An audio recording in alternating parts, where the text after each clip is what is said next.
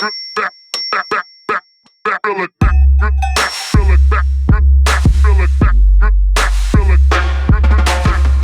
think you used to work with Matt Deason a little bit. I did, yeah. As did you, right? Yeah. Yes, that was close to 5-6 years ago. So I remember seeing your name in a couple of releases. Yeah, man, that's right. So We probably were there kind of around the same time. That's funny. That was like what? That was pretty early on in your career, right? That was like my first one, my like big label deals, and it was just tiny EP, single here and there, but I think it was like my introduction to, I think at the time, the bass music scene, and my first time just putting out a record just for my own stuff. So it was fun. But now that you mention it, it has been a while ago. Yeah. And it's just nice to reminisce, man. At the time, I was actually in the military.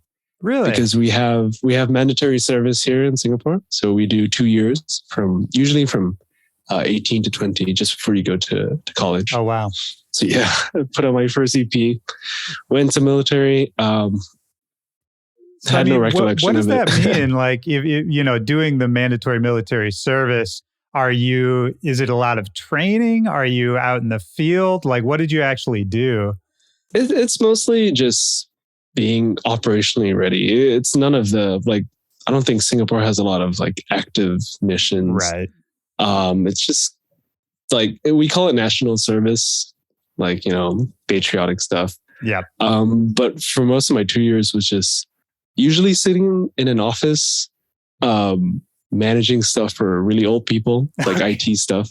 So I got the good end of it. That's funny, but my friends were definitely, like crawling in the jungle and traveling, Yeah. It always comes back to IT, man. That's great. No matter where you are. Yeah, can't escape it. No, you really can't, man. Even like, I think about that sometimes, even with what we do. It's like, you look at like the most talented, iconic musicians that everybody looks up to. It's like, at the end of the day, they still once a week have to crawl behind a desk and connect a cable and like, it's all I'm just thinking of some big pop stars just doing that right now, just plugging in a mic, updating their drivers. I mean, especially in the pandemic, man, everybody had to do it. It's so funny. It's humanizing, I'd say. It is. Humanizing. Yeah, absolutely. But yeah, man, the Mad Decent thing, it's funny you say that, because my experience was very similar. It was very small deal, just a few singles, but it was, one of the bigger, it was the biggest label I'd worked with up until that point. And I remember, I don't know if it was the same for you. It's not like that deal changed my life or anything. It was great, but it was, in my mind, it was such a huge thing. Like I wanted it so bad at that time. And man, I feel that's what I remember. It's just wanting to get it so bad. It wasn't even how good it was after. It was just like, it just felt good to have it. Yeah. I mean, same here. I think I was 18. The only official things I had done were, remixes for other people. I was putting out songs on SoundCloud.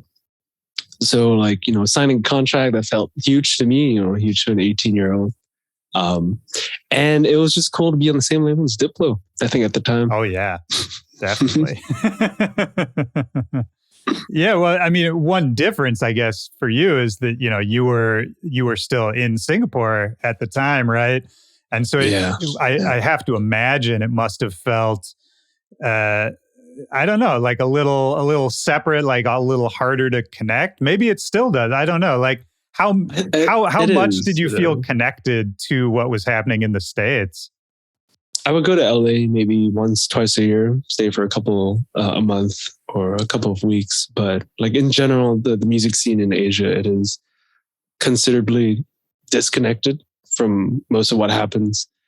Some people say, the trends just follow later. Like right now, or maybe a couple of years ago, like some cities in China were only getting on to, like rhythm and dubstep. Whereas in some places, like the Goa state in India, you have these crazy trance, like evolutions and movements. Yeah. So it's kind of self-contained, not like the States, where every state is kind of, you have the same circles, you have the same fan groups. I think here in Asia, you cross the border from Vietnam to China, or from Indonesia to Malaysia. It's like a whole different market, so to speak. And there's a lot of emphasis on, local acts, like people that make and produce music in the native language. Like you can just easily just live there, earn a living without having to travel outside, without even having to see America. So I think it's markedly different. Yeah, I mean, it's really interesting, man. It makes me then wonder, for you, what was it about you or what you were interested in at the time that made you want to break out of, just the local circuit? Was there like a impetus in you at a young age to kind of get out there, to travel, to go outside of the bounds a little? I think it has a lot to do with, Singapore is like a young country. It's 50 years old. There isn't a scene like these really old cities like New York or Chicago, where you have these, like pioneers, and you have these like old heads that kind of like guide music. For us, it was just, I found my community online. Most of my friends I made on SoundCloud were people I met, over the internet, like on Twitter. And at the time was like Facebook Messenger, like Facebook groups were such a thing, like you would send sample packs and like share production tips. So like that was my circle. And, most of them were American. So it naturally, like the music I made naturally progressed towards that sound and encapsulated that kind of, Western sounding music. Where were you hearing that kind of music? Like what got you into that scene in the first place? I think I just had a really good YouTube algorithm. Okay. Like I was into, I was just into mixes for a long time. Like I know Ultra Music used to do these like compilations of like just house music, like Chucky, Dead Mouse and all that. So I'll be really into that stuff. And then I would watch these videos of, DJs playing at Tomorrowland. I'm like, wow, that's crazy. I've never seen a stage that big. So from that on, I got into a lot of like the progressive house music, like Joris Bourne, Eric Prydz, and I tried my hand at producing at the age of like 17 because I saw this interview of Avicii. It was in the studio with Avicii. Oh yeah, it was making like dancing in my head or something, and then it looked like such a crazy simple process. So I downloaded FL Studio, and I think the rest was history. Man, yeah. So once you got FL, was it a pretty quick thing? Like, did you just kind of dive in? I think it was all I did. Like at the time I was in school, high school, but we call it junior college here, like the first few years before you go to university. So all I wanted to do was just make beats. Like, and at the time, I clearly remember this, like I only had FL Studio demo. So I couldn't save any of my projects. So it was pretty much make a beat and then leave my computer open as long as I could until like I had to shut it down and then like, I'll make a new one, So after a while, I think I just cracked it. Of course. But yeah, those some fun times. Yeah, man. I mean, those early times, there's something so fun about hearing you say that where you can't even save what you're working on. Like there's something about that that's so fun and innocent. Like I almost wish I had that now in a way. Because I think, I don't know if you feel this way, but it's like once you've been doing this for a long time, and I would consider you a veteran at this point. You've been doing this a while. You've had a lot of releases, done a lot of stuff. There's like, I don't know, it's hard to reconnect with that like innocent part of yourself where you were just like, it didn't even matter if you couldn't even save what you were working on, right? Like it was purely about just the fun and the discovery of it. Yeah, 100%. I think limitations, spur creativity. The more limitations you give yourself, the crazier things you come up with, I guess. Because at the time, I think I only had access to like stock plugins. So the music I was making, like I would search up these crazy tutorials, like how to make this sound in this plugin. And even though it wasn't possible, I would just try my best to, like try to make a dubstep growl and like a soft synth. But now, like at this stage, like you have a nice synth rack, nice studio.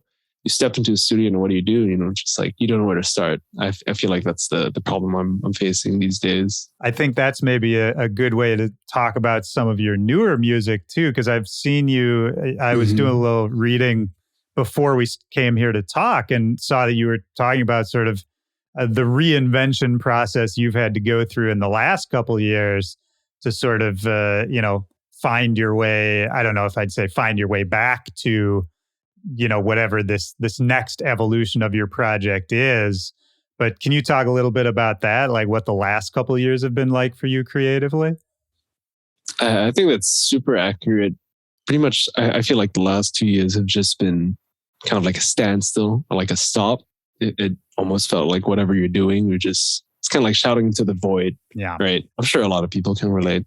But for me, I wasn't really trying to push myself to do anything too much. Right. I was going through a bit of, like personal struggles. I think something switched when like things just started opening up and I just felt like, it's time to get back into it. I've had a nice break and I just went at it with a whole new philosophy. Like during the last few years, I've realized like, music is cliche as it sounds, like it's a journey. It's supposed to be fun. And I think something I really miss was just getting in rooms with people or just, hanging out and making music, even if it doesn't progress or anything. So I was really craving that, collaboration. And that's something we've all sorely missed the last 2 years. But I've tried to make do. Most of the songs I've been making recently kind of stem from what I'm able or not able to do. Like as regards to like COVID lockdowns, like in Singapore, for example, there was a period of time you couldn't leave your house unless it's to buy groceries, right. Unless you had to see a doctor, or unless you had to work out. Like for some reason, like working out and exercising was like an essential thing. And you can just kind of game the system. I dressed up in like athletic attire. I brought out a little Zoom recorder and just went around, just walked for hours and hours trying to get like really cool sounds and like atmospheres. And I think that really just made me get back into like the joy of creating, or, just trying to find something cool and interesting to work with. Because you know how boring it is, like looking at Ableton, it looks like an Excel sheet. Right? It's well, especially day after day, especially if you can't leave your house and it's kind of just you went to bed staring at it, you wake up, you're staring at it again, the same four walls. For sure, man. Yeah. It can get maddening. I mean, I don't know if you're this way. I'm always envious of people and I'm sure some of these producers too. Like there are certain producers who are like addicted to it. And I don't think they could ever get tired of staring at the DAW. And it's like every spare second if they're in an Uber, they're working on it in the Uber, all that kind of thing. Yeah. And I'm envious of people like that, man, because that's never been me either. Yeah. No, I can't do that. I'm a touchy guy. I need to touch like knobs or keys or, sing out loud. I think that is the music process. Like people sometimes they forget like your DAW is just a tool. It's not the end all. It's not like it doesn't create things for you, right? You're the creator. You're using the DAW to get somewhere. Man, right? I love that you said that because that's so true, man. It can be as much or as little of the process as you want it to be, right? Yeah. But to be fair, there's some like genres of music, like IDM that definitely required to have you to just work for hours and hours, like resampling and, like meddling with audio, like, granted, like that's part of the workflow and that's like the drive. But I think in general, there is a, collection of people who are, I call them like mechanical producers. Like they'll wake up at 8 a.m. and they'll have to, get an idea running and then it's time for lunch. And after that, finish that idea. Like for me, I'm really envious of that. Like, it's just, well, maybe I'm just not that disciplined, but it's hard to work in a schedule for me. Yeah. I feel you, man. I think whenever I'm able to make myself do it, it's helpful, but I have the same feeling. It's hard to do. And this is something I talk about on the podcast a lot too, is that I think it's very hard to put creativity on a schedule, you know? I think it's good to show up consistently and put in the effort, but I think it's unrealistic to expect that every time you're going to have some kind of brainstorm or some kind of light bulb moment, you know? It's interesting hearing you talk about the field recordings, walking around the city with your Zoom recorder and all that. I love little things like that. I love producers who put kind of those personal touches in their work that maybe not everybody listening knows that you went out and it's you. I don't think anyone knows. But don't you think that like that imbues your music, or anybody who does something like that? There's something like ethereal that goes into that kind of informs the end product, even if the person listening doesn't know what the recording is or how it was made. There's something about, I don't know, there's something special about that to me. Like, have you always done that? Like made little field recordings or added little touches that people might not notice? Yeah, I think as like a really young producer without the access to things like that, I used to go on freesound.com a lot. Oh yeah. And steal these like long recordings of people just like walking like at the supermarket or something, like, or, you know, starting up a car. And I'll just put these little things in my songs. And after a while, I'm like, you know, I'm using the same 4 samples. Why don't I go out and get more? But it makes it fun for sure. And it makes it kinetic or physical. I feel like music isn't the best when you're seated down and always looking at the screen. Like on your point about creativity, I used to think that, you know, creativity was an endless resource. Like it's kind of like ether, right? You just pluck it from the air, and you can channel it best or siphon it best when you're, you know, well rested, when you're in a good place mentally, when you're working on a schedule. Like, so I think that still relates a lot. Like showing up is really important.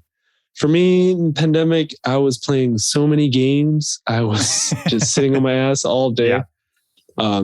Obviously, I wasn't making any music, but in the last few months, you know, I've just hit the ground running, reconnected with a lot of, you know, old friends, just going out, and opening Ableton a lot more. So I feel nice about it. But yeah, man, I think to your point, I'll add on one more thing about creativity, you know, talking about it as an endless resource. I mean, I think it is an endless resource, but it's kind of like a garden, right? Where it's a renewable resource where you have to tend the garden and you have to take care of it to get that harvest, basically. And it'll always be there. You can always come back and get it back, but it does require some maintenance, some upkeep. Yeah, totally agree with that. But I think everyone works differently, and some people work best when I feel like there used to be this stereotype you have to be like depressed or, you know, mentally affected in some way to like channel that energy. Did you used to feel like that? No, never. Like I try to stay very positive when it comes to just like making music. Or sorry, I meant to say, like, did you ever feel like that's how you should be feeling? Like, oh no.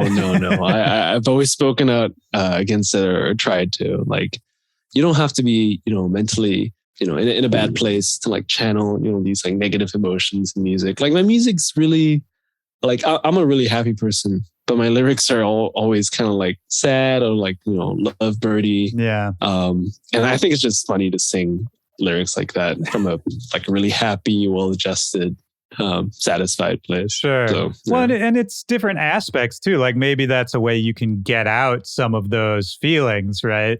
Because you're right. Yeah, I think so. Before it like takes hold and kind of, you know, put it out there that way, and then you can sort of examine it that way. Because I feel the same as you. I'm generally pretty optimistic, pretty happy guy. But you know, obviously, we all feel, you know, every emotion at some point. But I do think there's something to that. Like, you know, especially when I started like talking about the Mad Decent days, I was making like really aggressive music. And, you know, I'm not a really aggressive guy, but there's something to that thing of kind of putting something extreme or something that you don't feel like out there. And in a way, it's like a reflection of yourself. I don't know. Like a little part of yourself that Yeah. want to embody. Yeah. Just try it. It's like trying on clothes or something. I don't know. Or just a way to deal with that so you don't have to live it necessarily. Yeah. And then some people take it too far and then they end up throwing cakes for a living. Yeah. I'm just kidding. I don't know what emotion that is, though. there's a mood and time for every genre of music. Yeah. Like I firmly believe that. Yeah. Yeah, well, so let's take it back a little bit, man. For you, if you started getting into production pretty early, like 17 years old, downloading FL, was there music in your life before that? I think you played some instruments as a kid, right? Yeah, I played the piano. Typical every Asian parent will try to send their kid for a couple piano lessons. Well, luckily for me, like those lessons sticked.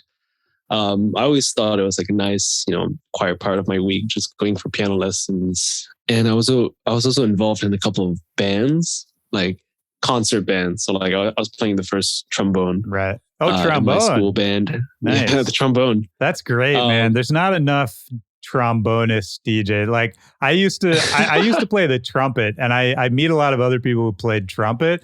Not a lot of people who did trombone. I like that. It's a mechanical, it's a fun one. But looking back, I distinctly recall I had no idea what I was doing. Like I couldn't sight read. I couldn't like improvise. I was just playing what my, section leader was telling me to play, or like my conductor was. So like for years, I was just going through the motions, like being part of this like nice, well-oiled machine, but not knowing, what exactly what part. That's so you couldn't read the sheet music because you had you had sheet music, right? Like concert. I had to. Yeah. So I had someone always telling me like it goes like bum bum bum, and then I would just mimic it, and great. I think the same applied for my piano skills. Like I was a really bad like sight reader. Like I call myself like a hack pianist. I just got really good by just practicing as much as I can until like it became, muscle memory. Because who wants to read notes on a sheet? That's like for like old dead composers.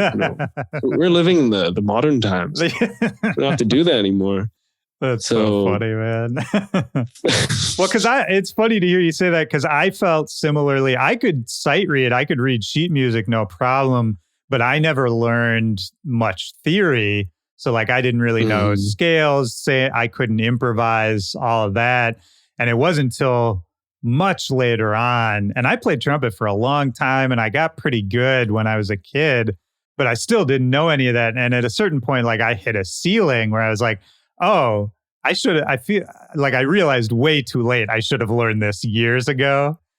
And then it was kind of too late, Yeah, I feel like there's an age where you're at a good time of your life, either professionally or like, if you're in school, like you got all the time in the world, be a band kid, right? Yeah. Personally for myself, I was really interested in like when it came to like piano classes, it was, for me, the most interesting part was not the lesson itself, but like just knowing about different types of music. I was really into ragtime for some reason. So like Scott Joplin, The Entertainer, Maple Leaf Rag, like these like syncopations. But, I had to play like Chopin's and Mozart for my tests or like for my exams. So I couldn't do any of the fun stuff. So I would just tell my teacher like, where do I learn this stuff? And she would give me like these books that the school didn't want to keep, or like they were really old books. So like I have the sheet music for The Entertainer. Oh, wow. When I was like, 12, 11. So I try my best to sight read it. And then that's when the knowledge of, either composing or just music theory came in. And like, I feel like that's the only part that really helped like my producing and just being a music person in general. It felt nice to, like, okay, my left hand will play the song, but my right hand will try doing something else. Right. And I think at a young age, that was like the first time I ever tried improvising or like playing differently. As opposed to, you go through all your life as a music school kid, just like doing what everyone tells you to do. Yeah. You know, you got to play this piece, do your scales. And then when you're improvising for the first time as a small kid, like it feels nice.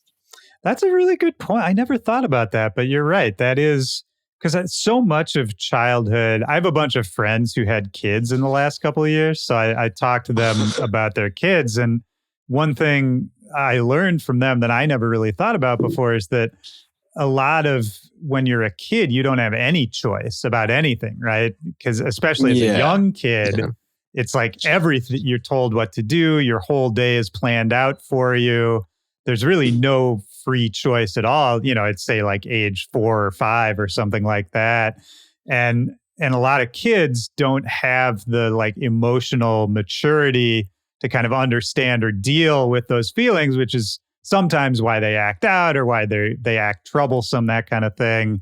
And it's funny to think about that in terms of music, where, because you're totally right, that when you're learning music, it's all very regimented. Your performances, are you sort of faithfully replicating what's on the page? And man, you're totally right that once you get to improvise and once you're kind of let loose, it's a total freedom. I never thought about that. I think it kind of brings it back to the point. You need to know what the rules are before you break them, and I think that's really true. Yeah, so, You know, I'm still grateful for those years where, you know, I had to do everything to the T. So now today I can, you know, go back and like disobey some of them, you know, stylistically. Yeah, absolutely. I mean, and over the years, man, I mean, I've loved your music since way back, the Mad Decent days and all that, up until now. But there has been, I mean, I think a big stylistic arc, right? Like at the start, you know, you were in that whole first wave of like what would become future bass. And I think associated with that scene.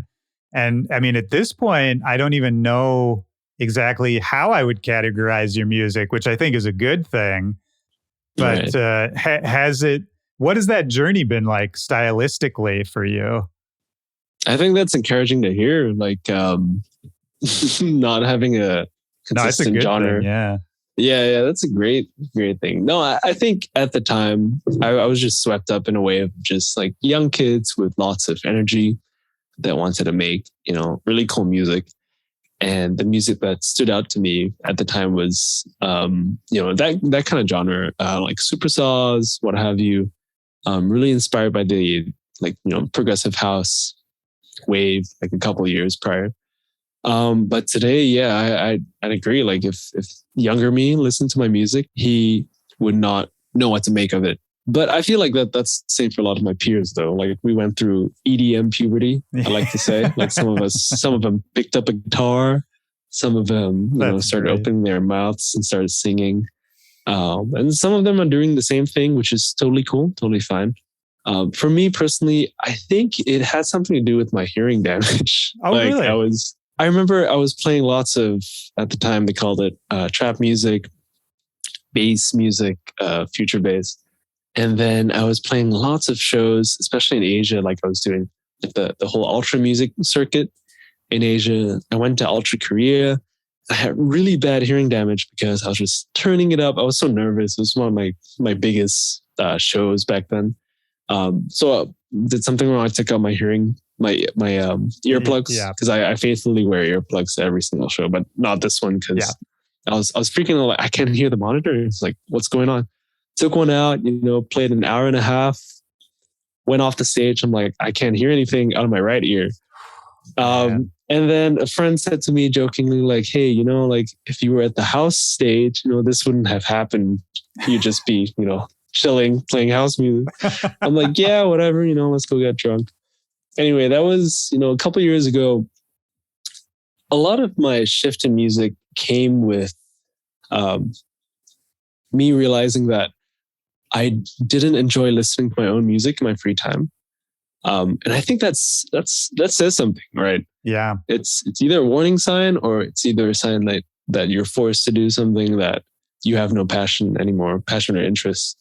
But for me, I think most part was that it was such an energetic, you know, loud, fast-paced genre of music that out of very few select circumstances, you wouldn't approach that sound to like chill out or like Right. go for a drive or, just listen at home. So I think that's the problem I was going through.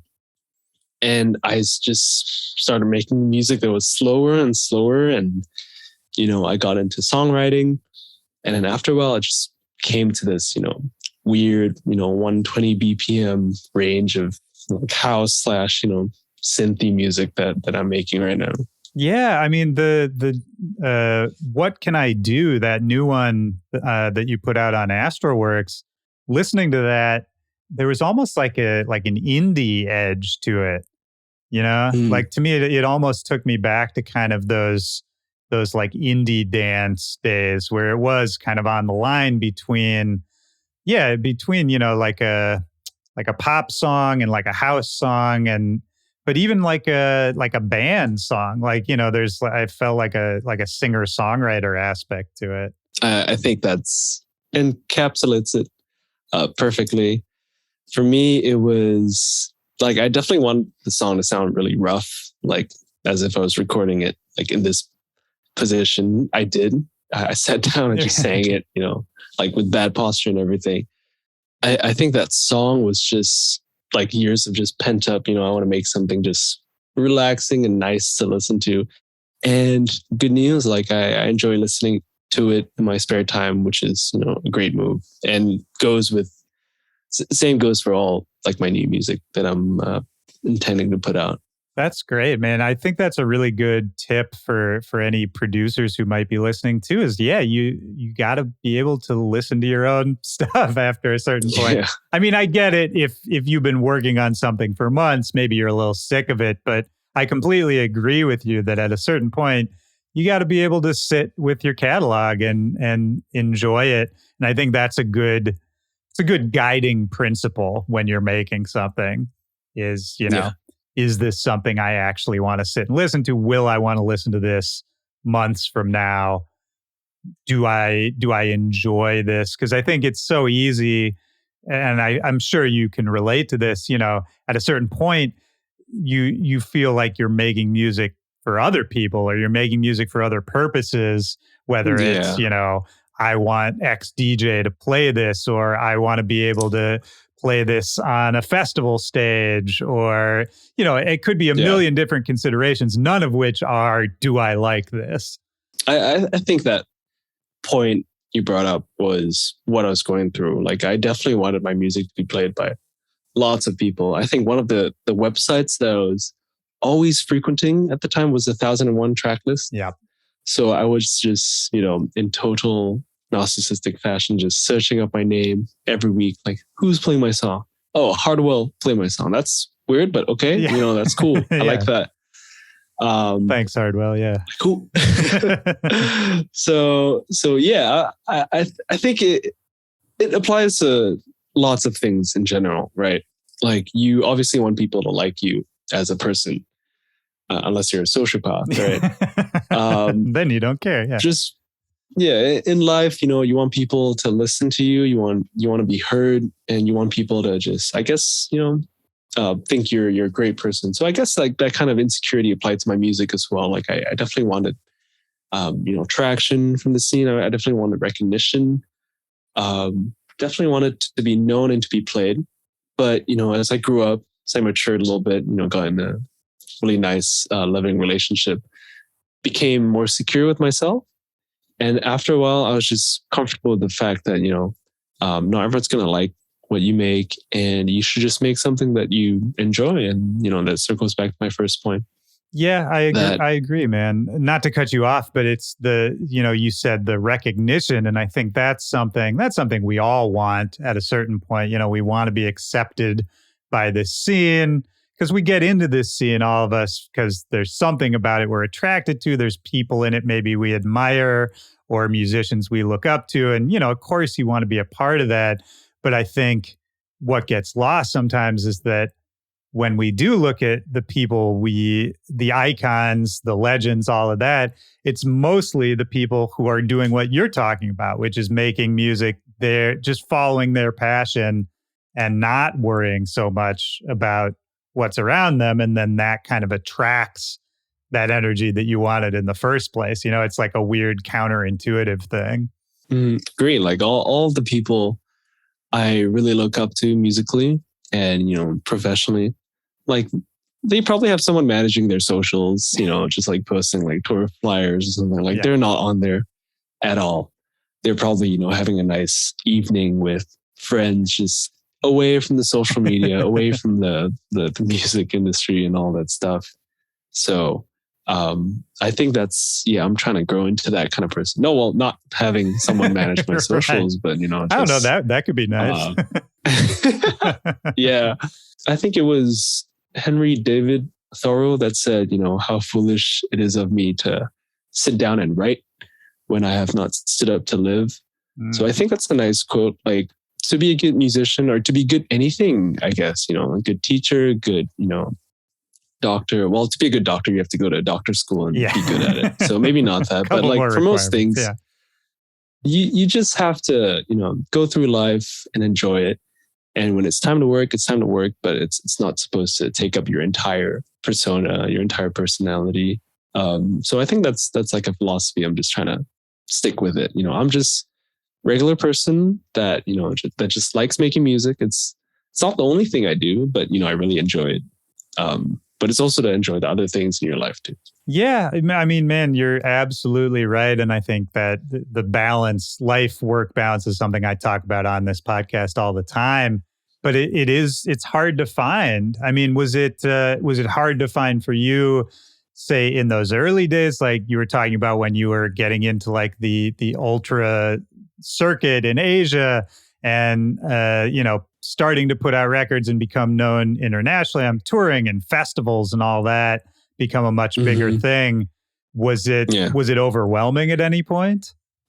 Yeah. I mean, definitely felt like, you know, I was some, you know, hot shit and like some superstar, right? And definitely want to keep that going, no matter the cost. For me, it just felt like a natural progression of things. And but like a small part of me also felt like, you know, this nugging pain, like, you know, what if this music that I'm making doesn't become relevant anymore? Do I do something else? Will I be accused of, you know, jumping bandwagon or something? And an even smaller part of me was like, you know, what if I don't enjoy it? Right. But I was trying to shush that part out as much as I could and, you know, just keep the machine going, just keep, you know, playing shows, doing the circle, like the circular thing, like play shows, release music, get booked, play more shows. And after a while, it just felt like nothing was coming out of it. Like I was putting out so many songs on SoundCloud, on these labels that would have, you know, crazy amounts of songs, but, you know, you put out a song, it gets X amount of plays. You put out a second song and you're like, why didn't it get X amount of plays? And you start, you know, falling into this trap. So I thought that was a little negative. And I think now today it's just, you know, I put on music. If people listen to it, they listen to it. And my manager's like, no, you have to you have to tell people that you're putting music out. I'm like, yeah, you're probably right. But, you know, for all the other stuff, I'm just letting stuff just, you know, fester organically, and just continue doing my thing, I guess. Yeah. I mean, man, that's great. That's exactly what you should be doing. I think it's hard to come to that point though, and to be comfortable with it. Like, I think that kind of mindset is what we should all be aspiring to get to, but I don't know. It's not always easy to get there, man. I mean, it's you know, in a place like, you know, Singapore or Asia, where most of your material needs are met, like it's relatively safe. Like public transport is great. There's like job security, I suppose. It's easy to focus on the art after that. Like for a lot of my peers or friends, you know, who move from country to country or, you know, state to state, they're always trying to balance that financial obligation to, you know, live. Of course, it's hard. Right? You can't just like live like a monk and like do your own thing. Like you obviously have to take into consideration like rent and all those things. So it's definitely like a delicate balance. Yeah. What did you have a job other than the military service when you were just starting off? Oh no, starting off, no. I think most of I was a DJ at I was an open format DJ at like bottle clubs. Yeah, I did the same thing. Yeah. you know the drill. So like clubs in Singapore, they kind of like clubs in Vegas. They play, clap intros to like this hip hop song that goes into like this, big room song. You got the Fat and Man you do that for a scoop couple vocals hours on everything. Yeah. yeah. So I used to do that at 18. I was getting paid like what, $300 to $500 a night, and I would do 2 nights, do that 4 times a month. So it was all right. It was like some money, right? And I used it to like buy equipment and stuff like that. And apart from that, like, I live with my parents. And so back then they were able to like cover all this stuff where I was, DJing and learning how to make music. But I didn't have like a, what people would call like a real job. So most of it was from music. I'd say like all of it's from music. So it's either like production work or, DJing. So I was able to sustain myself and keep that commercial part kind of separate from like the cool parts that I wanted to do. Right. And then once you started posting music on SoundCloud and finding that kind of online community, was there anything locally that was kind of connected? Like, did you have any friends who were doing the same thing? I mean, if you were out there DJing, I'm sure you knew some other music people. I did, but there were like 3 or 4 of them. And they were doing music as a hobby, whereas I wanted to do it as pretty much a career. Right. So, but they were really talented producers in their own regard. Like, but I feel like a lot of them got caught with, like real world obligations, or like, Asian society's parents are like, you got to get a job. Like music producer, that's not a real job. And, they fell, I wouldn't say victim, but like, it's hard to like oppose that. Like same for me. If I was trying to tell my parents, like I wanted to do this, of course there was pushback until I had to prove to them, like, I'm going here, I'm like sending these invoices, I'm getting paid. Like, so imagine like 18-year-old me just trying to argue one way out of that. But the scene in Singapore, it is considerably small, especially when it comes to electronic music. I'd say it's tiny. Probably a handful of people, maybe like 50, 100 people, in a population of like 5-6 million. Yeah, wow. A lot of people are really involved in bands, which is definitely easier to get into. Hip hop has a strong presence here as well. But yeah, when I was, making friends online, the reason why I went online was because locally it was hard to find a scene. And because laws here were a little harder, like you couldn't book out a warehouse and, play cool music all night. Like you had to get a police permit, to get a, license. You can only have like 20 people. So stuff like that. So cool parties never ever happened, and like cool spaces for people to grow, or like, what was it at the time? Like it was called like producer houses, like where where a bunch of producers live together and that kind of thing. Yeah. I mean, you ended up breaking down a lot of those barriers, right? Like one thing I saw when I was reading up about you a little was that you were the first Singaporean artist to play a bunch of different festivals, right? Like first at Tomorrowland and a few other places too, right? I think it just felt like, to me at the time, I'm like, well, someone's going to do it anyway, right? Like, like it I'm didn't feel like that big a deal, yeah. yeah. But I think there's something to be said about how government treats music and nightlife. Like, for example, in contrast, like clubs haven't been open over here for 3 years now. So, like big bottle clubs will survive, but like the cool underground like spots that are usually just hanging by a thread month to month are just completely shut. Man. And that's going to be, disastrous for like years to come. I guess like young kids won't have a place to go. They'll go to a bottle club and think like, oh, this is music. And then, it goes and goes. So I feel like that's something we have to work on. Yeah, I mean, it's true, man. Even in the States, I mean, a ton of really amazing venues shut down the last couple of years, right. But there was maybe a difference, that there was like this big movement to try to take care of these venues, try to, help out financially. There were like lobbying efforts of people banding together. with mixed success, but it was like a whole movement, which it sounds like maybe in Singapore, there just isn't enough of a critical mass to do. Nah, I think to put, everything in perspective, lots of people are just like, myself included, like, it's COVID, like people are actually dying. Yeah. Like, clubs aren't that big of a deal.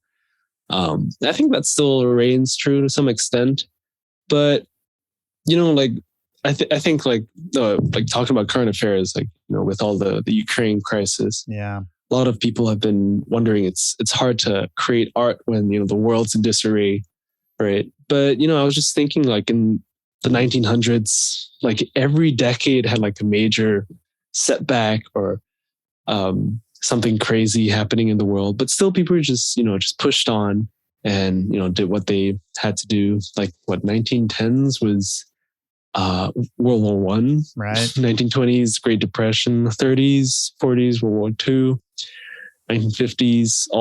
It's a bunch of wars all the way down, right? Yeah.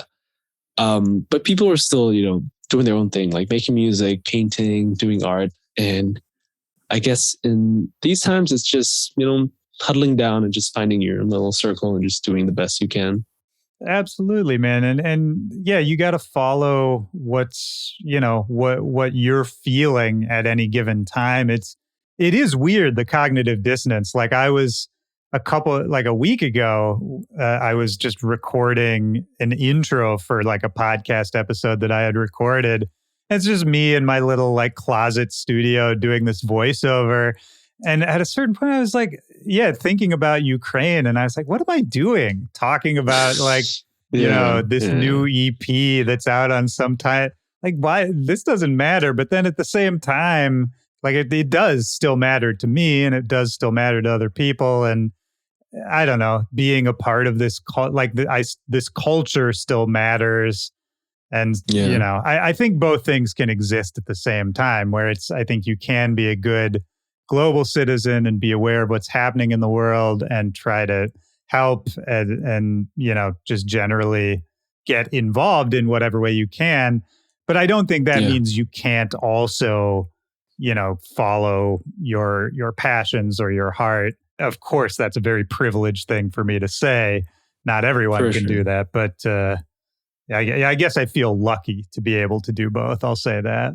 It definitely makes me feel, very blessed as a person. But to add to that point, I think one of the slogans for World War II for the British were basically, keep calm and carry on, right? That viral meme / poster. So I think like industries couldn't shut down, you still had to make food, you still had to rear your crops. And, art or like just artistic traits in general are just a little lower down on that ladder, but still important for progressing humanity. So I feel like, I mean, you were talking a second ago about 1910s, 1920s, World War One, the Great Depression.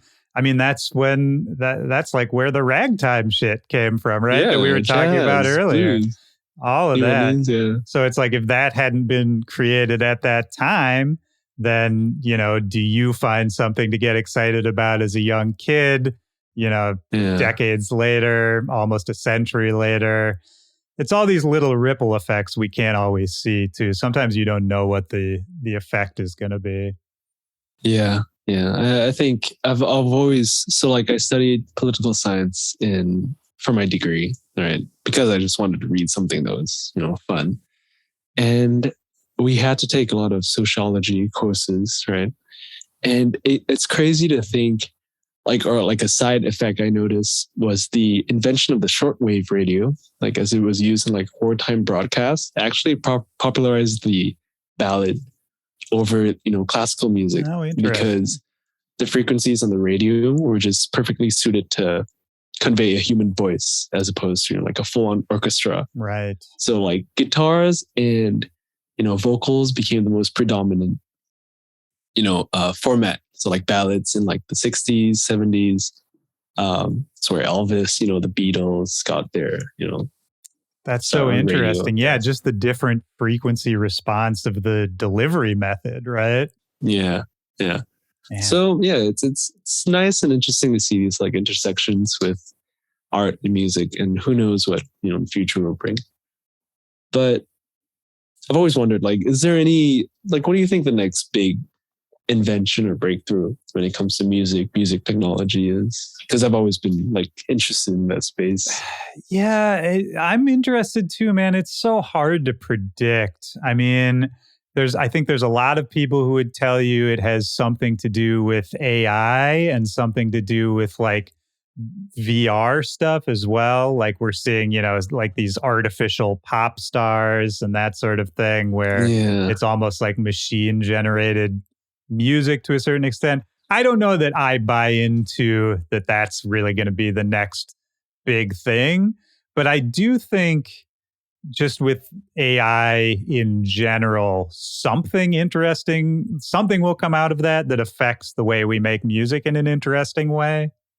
I mean, on that point about virtual superstars, like Gorillaz was pretty popular, True. Without a face. Yeah, absolutely. And that, granted, I mean, it's funny to look back now because I remember it being so mind blowing at the time, but we've evolved so fast since then. Now you look at Gorillaz and it's just like, that's just like a screen behind some guys. Yeah, pretty much. When it comes to AI, I don't know how you could use machine learning to, make music. Like, do you remember a while ago there was this fad going on about like automated mastering? Some guy would. I've heard about that. Yeah. Yeah, they would analyze, a song and like try to steal those like either compression presets or limiting presets and try to automatically master. So it didn't go too well, but right. Like the effort was there and like the spirit was there, right? But I think there's some jobs that have to be operated by an actual human being. Yeah, I mean, you're absolutely right that I think, of course, any kind of art, I think you got to have some sort of human input at somewhere in the process. I mean, did you ever hear there was it was kind of a joke, but kind of interesting where they had an AI try to make the best song and the worst song possible based on like, I think 20 different parameters they gave it of like, these are things that humans like in music and these are things that humans don't like in music. Right. So, it was like humans like a simple major key melody and humans like lyrics about love and humans don't like discordant sounds and, this kind of thing. And they fed it a bunch of things. And of course, both things it made were just terrible, but kind of, an interesting idea. Yeah, it's still a fun experiment to notice. I feel like a lot of AI is really dependent on the biases of like the inputs they receive, either from their programmers or like just people in general. Like remember that Microsoft bot that quickly spouted like Nazi slogans after like 5 minutes interacting with Twitter or something. Yeah, it's so dangerous. In like a day. So dangerous, dude. I wouldn't trust like the general bulk of people to like give good ideas. Oh no. Well, and you see the smartest people in our world are very worried about, letting AIs go crazy and the singularity and all that kind of thing, which again, I don't know if I buy into fully, but it's like, yeah, this is probably something we should monitor. I'd say people in general are just, not infallible. If all these economists are working so hard, why is the market crashing all the time? Right? Something's not working, right? Yeah. That's absolutely right. What do you think as far as like innovations coming to music? I'm not really sure. Like for me, I still use the same 2 synths, Silent, Massive. I still use the same software. Like audio fidelity isn't going to get any more crisp. Yeah. Like even today, like even the most experienced mastering engineers can't tell the difference between a wave and an MP3, right? Yep. I'd say most, right? I feel like when it comes to music, I guess people just going back to, simple stuff, simple roots, like playing real instruments or, just going out there playing cool, quirky instruments. I think, was it York was doing this like this instrument with like cubes you can move around on the lit up. I think I saw a video of that. Yeah. Totally butchered her name. Anyway, but I think when it comes to like music tech and just in general, like there's a resurgence in synths, for example. Like I don't know, or maybe I'm part of that age group where people are suddenly able to afford like a $2,000 Dave Profit synth. What do you use analog gear? Because on talking about what can I do, that new one you put out, that was another thing I really noticed was it had this really nice, warm analog kind of texture, but I didn't know if it was actually analog or not. Yeah, I have a Rev 2 that I picked up recently. Well, not recently, maybe 3 years ago. I'm a huge fan of these like little Roland modules. Like I have a couple on my desk, like the JX03, the JU06. Like they're just little recreations, I'd say, of like the Juno, the Jupiter, in like a nice compact like table form. So I use that a little bit. It doesn't sound great. Like it's really fuzzy, and like the only way out is a 3.5 millimeter. Oh wow! So signal is terrible. But it sounds like it feels great for that, aesthetic or just that little tweak in a track. It really, really helps. It's definitely more enjoyable than clicking things in a synth. Like it definitely feels nice to like touch a knob. And I think I saw on Twitter one time, or it's like an EPROM's page. It's either EPROM or one other producer. They were saying that, like synthesizers or oscillators don't sleep. They're always like producing noise. Oh, that's great. It's only when you press the keys that, that noise just release into the world. So that I thought that was nice. So I just try to keep my synths running as much as I can. That's such a cool idea. Yeah, you're right, man. They're going full time, 24/7. It's only when you actually touch something, like they put something out. Yeah, that's so interesting. And I mean analog gear too, like it ages, right? And it degrades to a certain point. So there is, almost like an organic, almost like, like a human voice changes over time. The synth too, like the hardware actually, whether it's, tubes or circuits or whatever it is, they change over time and that changes the sound over time. Maybe that's a better way to talk about what I was trying to say earlier as far as like innovations coming to music is I think trying to humanize technology more in general, I feel like is something people are very interested in.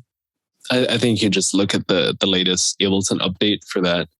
They were talking about humanizing notes, giving each note a chance to appear or disappear, So like if you have a really cool arp pattern, you could set like 50% chance each of these notes don't appear. So I think we're really getting back into, making things human again. I think that like personally that runs full circle for me because, I've been so used to playing instruments in bands where there isn't a metronome. There's like a guy waving a stick, right? Right. So when I first heard electronic music, I'm like, wow, this is so quantized. Yeah, quantized was the thing I was feeling at the time. I'm like, this is so on the beat. Like, this is so straight, so the melodies are, So I think I was really enamored by that as a young kid. And I got into styles that were really technical and really, precise. So things like complextro or electro house that were always on the beat. And then now today, I'm trying to ditch things like that. I'm trying to unlearn these behaviors. So it's kind of getting full circle. But if you ask like a non-producer, they're just like, but that's how music works. It's not quantized. Right. So for a lot of people, or like I call myself like the producer generation. Like we're only really just starting to learn how to make music again. Man, that's so interesting you said that because you're absolutely right. It's so funny. We learn so much about these DAWs and plugins and software and all that. And then at the end of the day, what we really want to learn is how to make it sound human again, right? It's like we spend all this effort trying to kind of mess it up at the end of the day. Yeah. That's funny. I think it has a limit though. Like today I was looking at a tutorial that said how to make your hi-hats sound human. And I just had a thought like, I mean, they're not human, they're hi-hats. Yeah. Like it's just a hi-hat. Yeah, I mean, it's kind of, I guess it's what you said earlier is you got to know the rules before you can break them kind of thing. Yeah. I'm kind of curious, once you started putting out music and you started getting out there, touring around a little bit, what was it like when you first came to the States? Had you been there before? Were shows different? Did it change the way you thought about the scene or the music you were making? I think I had like any other kid, I had a pipe dream and I just wanted to experience this like crazy city. Well, it was just LA the first time I went there back in 2016. So I'd say like 5 years ago when I was 20, 21. And I went there. I remember I probably had like $2,000 in my bank account to my name.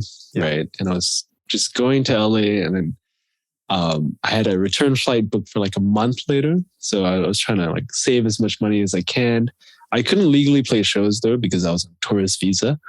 And I remember sharing a house with a bunch of producers, who were huge at the time. Not at the time, like they were huge. Who was it? So it was a trap house, I think in Little Armenia in Los Angeles.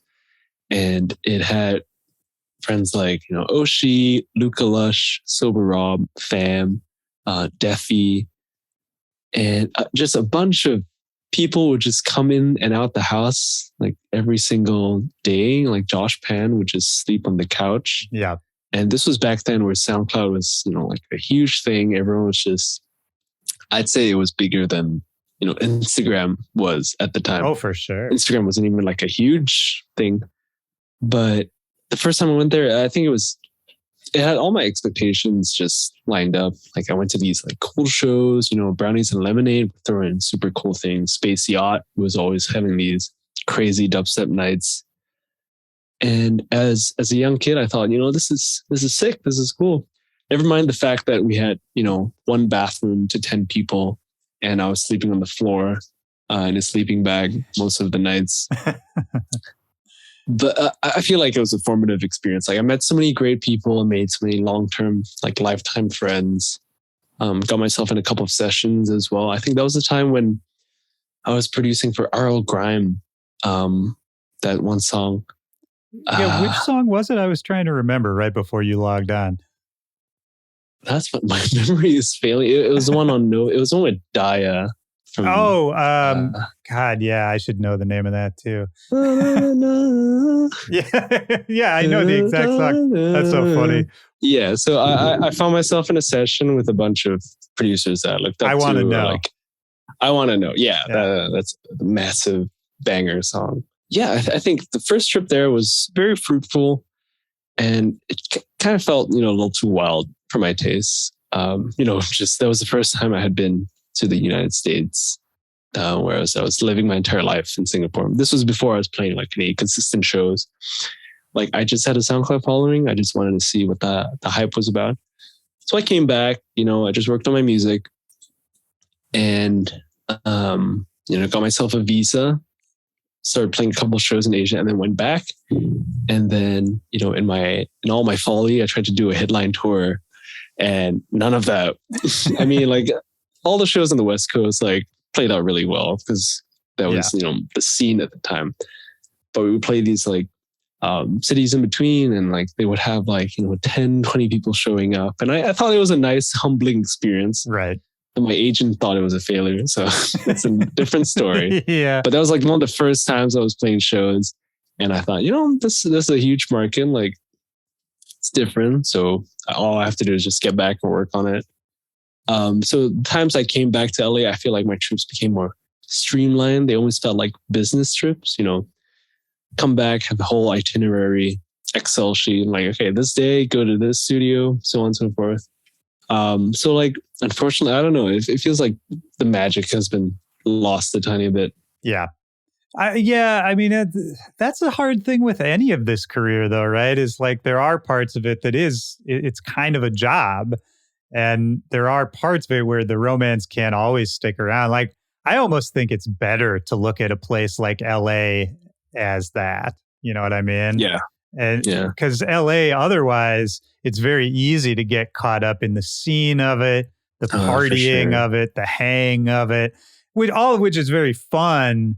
But I think it's easy to get caught up in that and to think that you're doing something when in Yeah. reality, the real work is not happening in the club at 3 a.m, you know? You're telling me all the conversations I had at 6, 7 a.m. Oh, I've been there, just man. they're not helping my career. No, you're wrong. I mean, they could be. You never know. Like, there's absolutely something to be said for kind of randomly meeting someone and unplanned connections and all that. But, yeah, getting drunk in the club every night is not necessarily the best use of everybody's time. I 100% agree. Yeah. So, well, Singapore's my home. I love it here. I just love walking. Like, it's a very walkable city. Not as walkable as, some places in Europe. But for me, how I get my exercise / inspiration is just taking really long walks. And what really makes me happy doing these walks is not just like the nature or the scenery, but old people. Like, we have an aging population, and it's just nice to see like a really old person just sit down and play like chess, Chinese, or like read the paper, So like I'll walk past and I'm thinking like, you probably had like a really crazy life, probably seen the World War, right? And now you're just sitting here chilling, enjoying a nice afternoon. I'm like, that's crazy, like why do I have to complain? So that improves my mood a tiny bit. That's a great perspective, man. Go about my day. Yeah, well, I mean, we talk a lot about, I don't know, I think there's a stereotype between Asian countries and America where the stereotype is that Asian countries have a lot more respect for their elders, that they take care of their elders.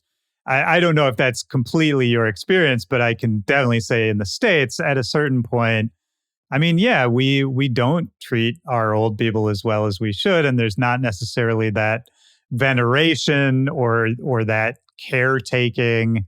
It's an interesting perspective, man. I feel like in a lot of ways you have maybe more of a historical perspective on what you're doing than a lot of people making this kind of music.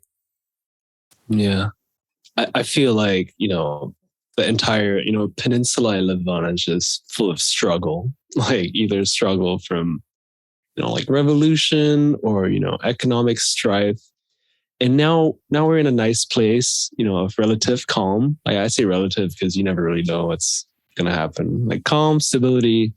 I think what really just inspires me is just, the working class of the past, like 30 years ago or like maybe half a century ago, like people didn't have vaccines for like half of the stuff we are protected against today.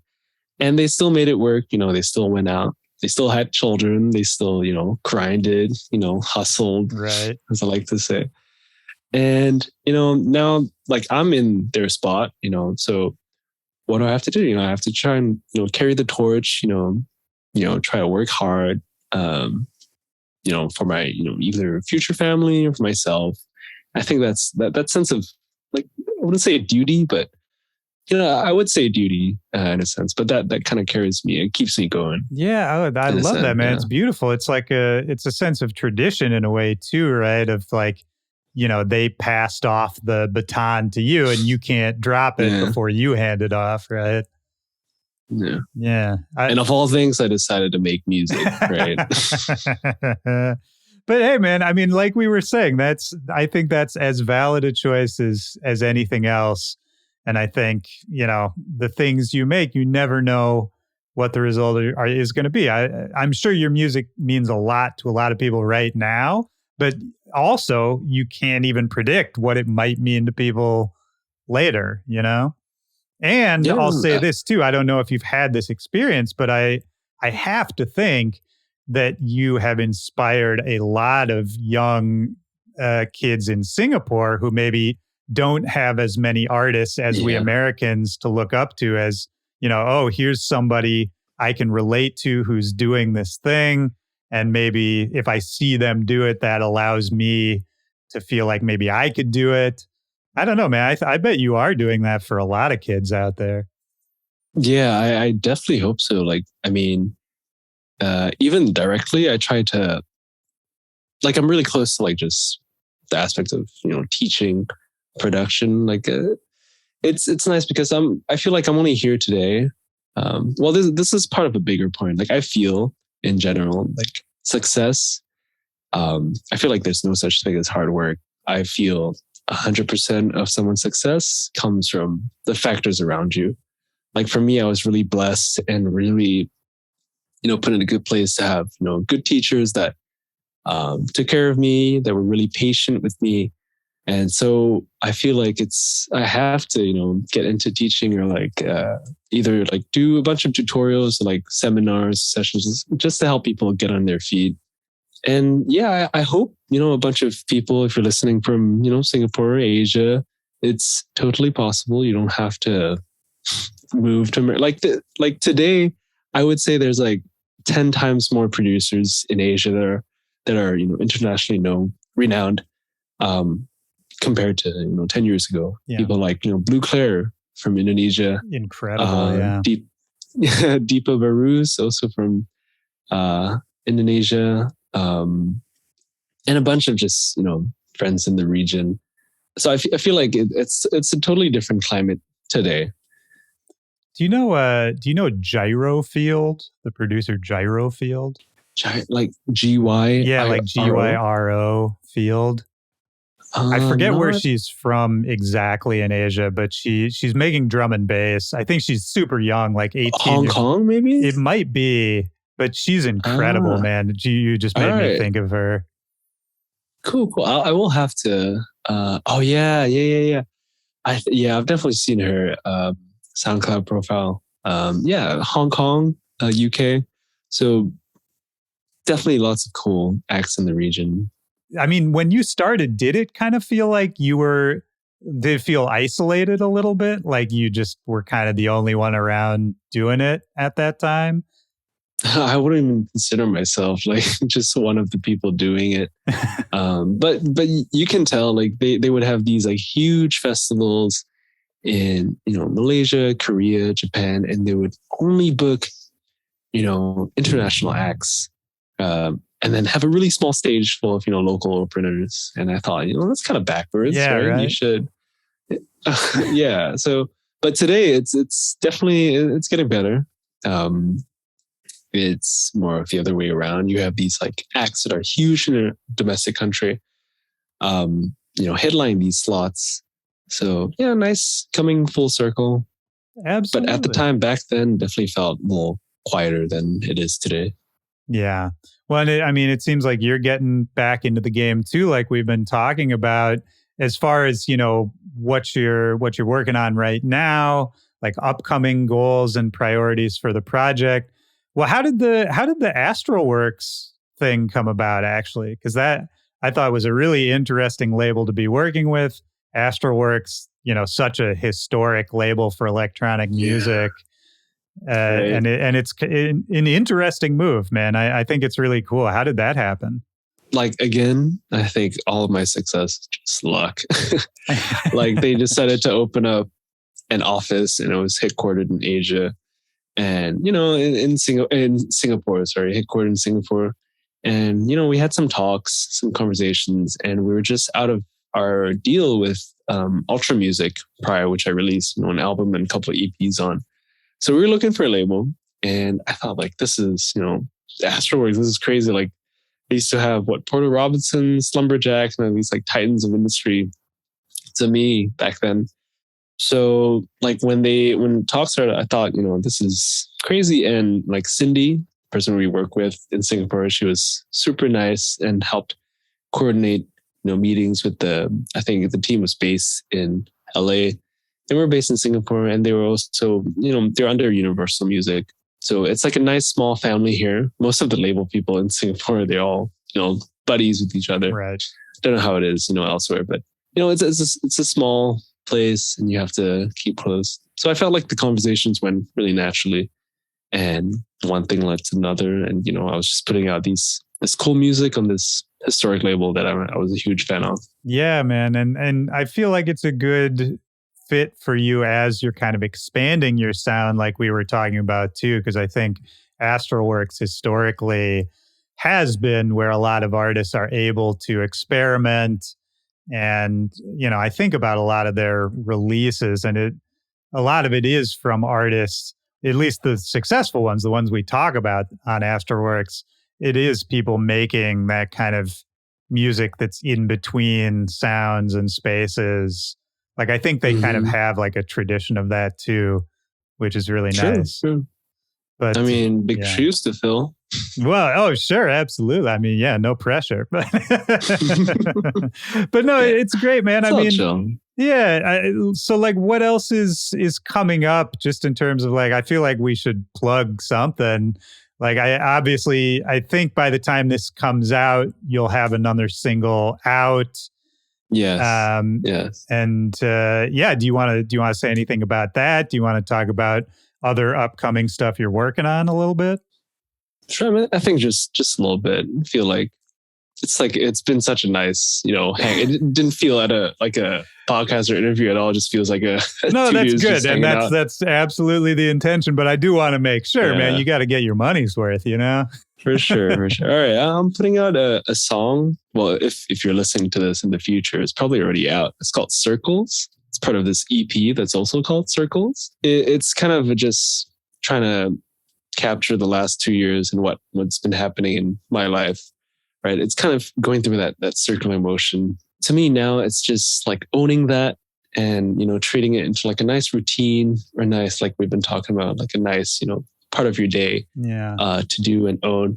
So yeah, that's the music. And the song itself, really inspired by really old school rave tracks. So you have like a fat 909 kick, like 909 hi-hat, and chops from like an old resampled song of mine. Like great. All I did was drag an old demo that I was not a fan of into this Max for Live plugin called Granulator, the grain synthesis one, and started doing these like jump skips, and I got in the cool spot, and that's like the main hook of the song. That's great, man. I love the idea, like going back and sampling yourself or repurposing old stuff it's one of my favorite things to do, man. I wish more people would do it. Mm-hmm. So yeah, Circles, sampling yourself. Hey, there you go, circular. Man. Yeah. Well, this has been great, man. Is there anything else we haven't talked about? Anything else that's on your mind? Anything else you're working on that you want to get out there? I think we've covered a good deal. I think just general note to anyone out there, hope you're just staying safe, staying warm or cold, depending on your preference. Yeah. Yeah. In Singapore right now, it's as humid. It's super humid. I think humidity is at like 89% or something. Man. It means it's just going to rain. But anyway, grateful to be warm. Don't have to moisturize so much. It's nice and humid, right? True. Count your blessings. I think that's all I got to say. Count your blessings. If you're listening to this, hope you have a great day. And if, came here expecting cool production tips, sorry to disappoint, we sprinkled them in. We gave them a couple. Yeah. I have a YouTube channel for that. Oh, there you go. Yeah. I don't. Maybe, well, if this episode comes out, maybe in a couple of years I will. Yeah. Have you done that? Have you made tutorials, any of that kind of thing?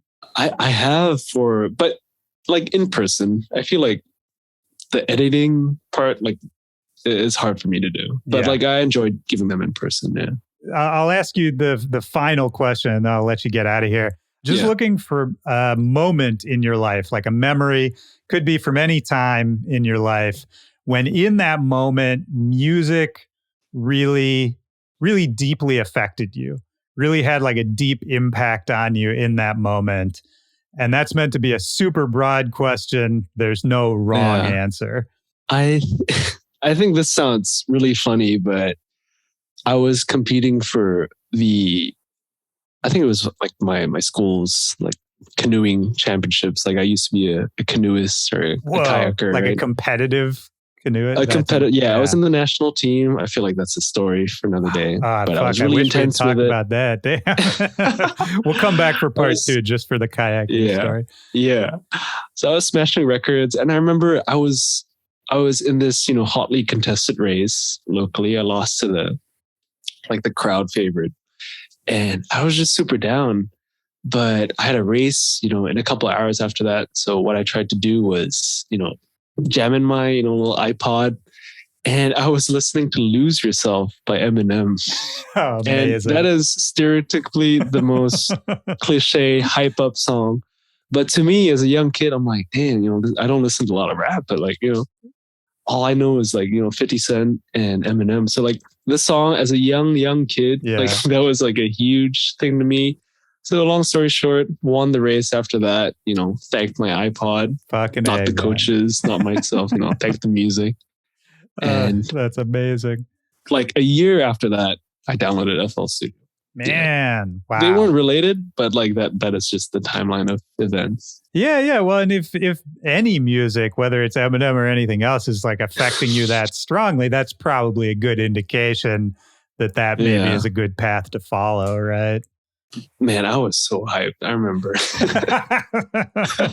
Well, I mean, looking back, it's such a stupid song. Like, well, of course obviously it's a stupid song, but it was like it's still, such a huge song. Like, you're not the only person who got fired up listening to that song, I agree. And the memes didn't always exist. We forget that there was like a time before memes, Yeah, there was a time when it was okay to light stuff. You weren't shamed for it.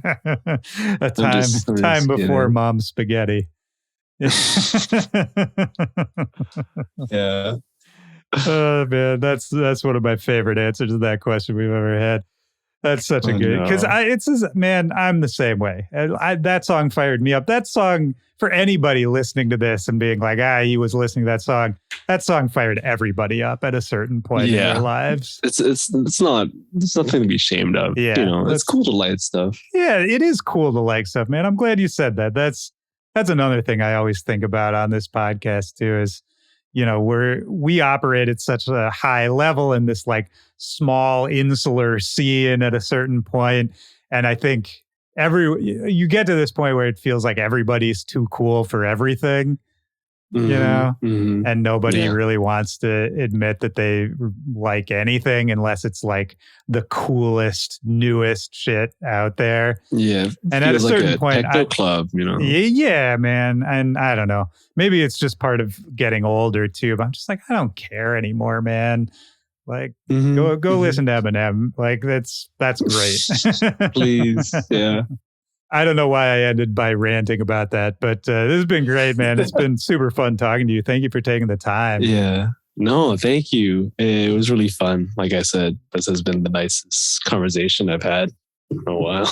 Me too, man. I sincerely mean that. Really enjoy it. Would love to do it again. And man, it's late there now too. Thank you for staying up. Yeah, it's all good. I mean, pretty shit schedule. Yeah. Are you going to be up for a while? You a night owl? No, I'll probably just, start winding down, go to bed. Well, enjoy that, my man, and have a great rest of your week. And stay in touch, man. I'll talk to you soon. Yeah, same here. Have a good morning. Thank you, man. And, I will. Stay warm or cold. Yeah, it's been like a little of both around here lately. It's like it's like super hot one day, and now it's kind of cold again. It's just that weird time of year. All right. Take it easy, care, man. Good talking to you. Peace.